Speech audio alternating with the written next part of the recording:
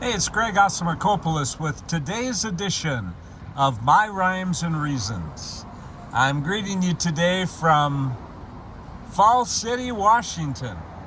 Just completed a round of golf with a couple of dear friends, one of which was the former president of the Evangelical Covenant denomination, Gary Walter. Gary and I have much history together, and being able to play a round of golf and catch up on our families and on life, very special. But how wonderful to conclude the day by stopping for an ice cream cone at Moo.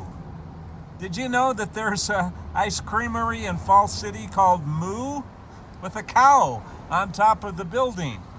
Here with the autumn leaves beginning to herald the arrival of fall, it's still appropriate to have a summertime treat, and I'm about to do that.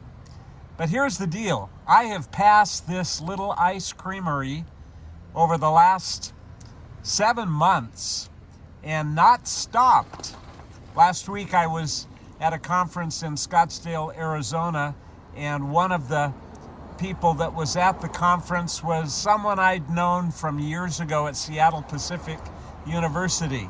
And as Larry and I talked, he told me about a side business that he and his wife had started earlier this year. I said, tell me about it. Where's it located? He said, it's in Fall City. It's an ice creamery. I said, Moo?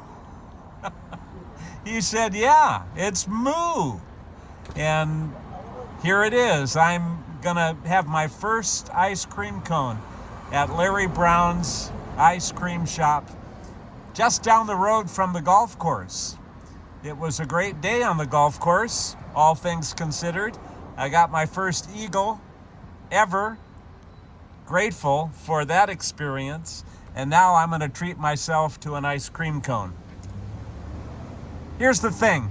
Larry and his wife are active members of this community. They find themselves involved civically, relationally, and through the operation of this little business. They are letting their light so shine before others that they will see their good works and glorify their Father who is in heaven. That's what Jesus said. And when he gave those words as part of the Sermon on the Mount, I don't think he was thinking of ice cream confections. He was thinking of whatever we do as his followers. People know that we're Christians, know that we follow the Savior, know that we buy into his value system of denying self, putting others before ourselves, practicing kindness, compassion, generosity. When people know that that's what we're about and what we're committed to, then they begin to track what we say, what we do, how we act, how we react. Larry and Sharon are owners of this company, and I've heard nothing but good things about this little business.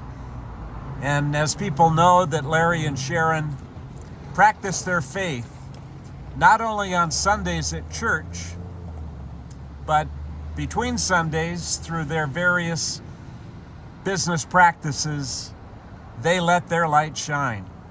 I look above the cow on the roof, I see the beautiful leaves, beautiful blue sky, beautiful autumn day. You know what else is beautiful? Christians that find creative ways to live out their faith.